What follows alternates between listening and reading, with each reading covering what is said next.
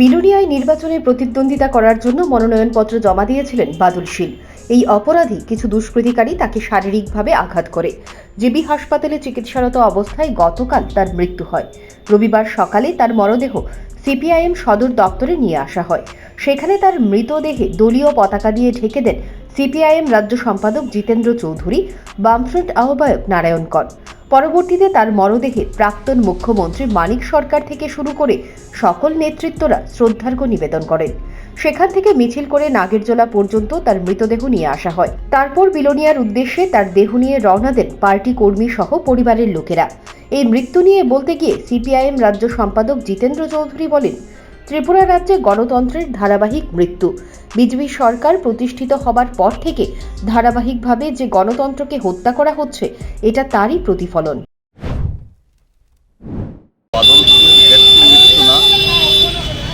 এই রাজ্যে ভারতীয় জনতা পার্টি ক্ষমতাসীন হওয়ার পর সংবিধান এবং গণতন্ত্রকে প্রায় প্রতিদিন যে খুন করা হচ্ছে, এটা তারই ধারাবাহিকতা। রাজ্যের মানুষ আজকে প্রত্যক্ষ করছেন যে দল মাত্র 1.5 মাস আগের ভোটে নাকি 80% ভোট পেয়ে জিতেছেন, আর সেই দল পঞ্চায়েত নির্বাচনে জনগণের সামনে দাঁড়াতে ভয় পাচ্ছে।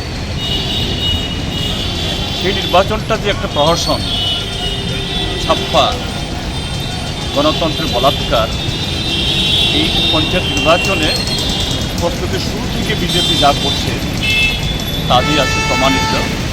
এবং একজন তরতাজা যুবক তার জীবন দিয়ে এই সত্যটাকে আরও বেশি সারা দেশের সামনে নক্কারজনকভাবে।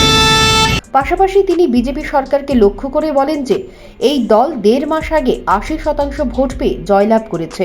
এখন তারা পঞ্চায়েত নির্বাচনে জনগণের মুখোমুখি হতে ভয় পাচ্ছে।